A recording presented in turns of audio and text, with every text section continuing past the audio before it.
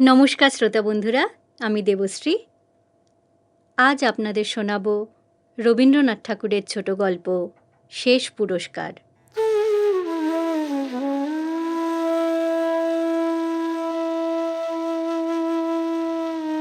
সেদিন আইএ এবং ম্যাট্রিক ক্লাসের পুরস্কার বিতরণের উৎসব।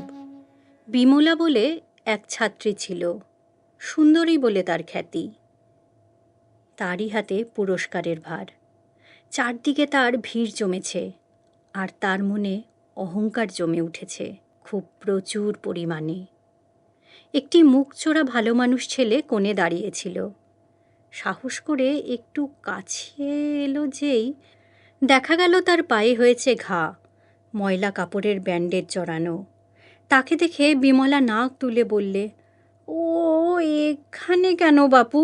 ওর যাওয়া উচিত হাসপাতালে। ছেলেটি মনমরা হয়ে আস্তে আস্তে চলে গেল। বাড়িতে গিয়ে তার স্কুল ঘরের কোণে বসে কাঁদছে।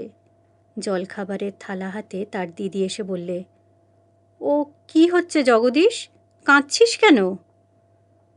তখন তার অপমানের কথা শুনে মৃণালিনী রাগে জ্বলে উঠল। বললে, ওর বড় রূপের অহংকার। একদিন ওই মেয়ে যদি তোর এই পায়ের তলায় এসে না বসে, তাহলে আমার নাম মৃণালিনী নয়।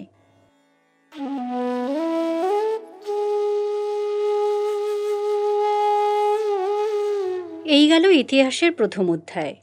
দিদি এখন ইন্সপেক্ট্রেস অব স্কুলস, এসেছেন পরিদর্শন করতে। তিনি তার ভাইয়ের এই দুঃখের কাহিনী মেয়েদের শোনালেন। শুনে মেয়েরা ছি ছি করে উঠল।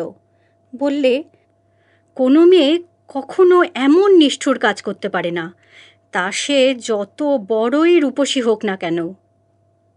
মৃণালিনী মাসি বললে, জগতে যা সত্য হওয়া উচিত নয়, তাও কখনো কখনো সত্য হয়।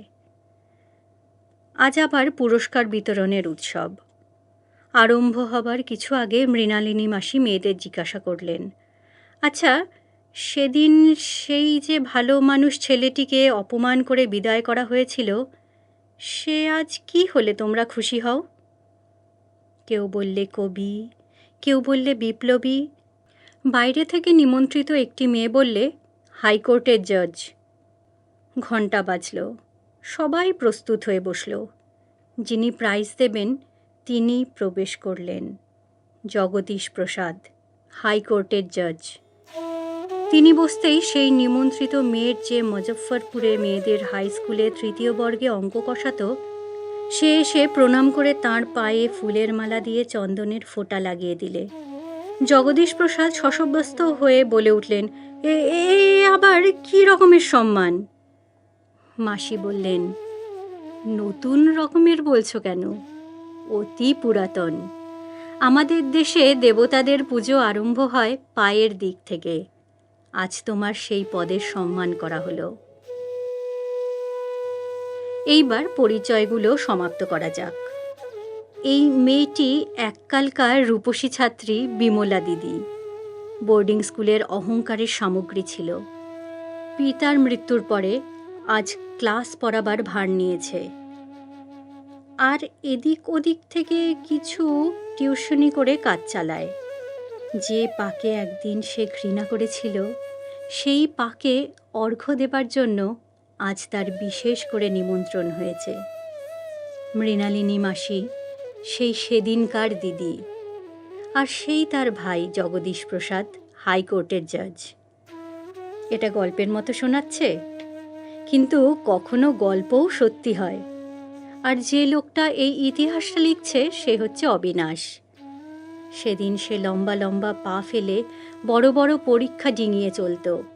সেও উপস্থিত ছিল সেই প্রথমবারকার পুরস্কারের উৎসবে।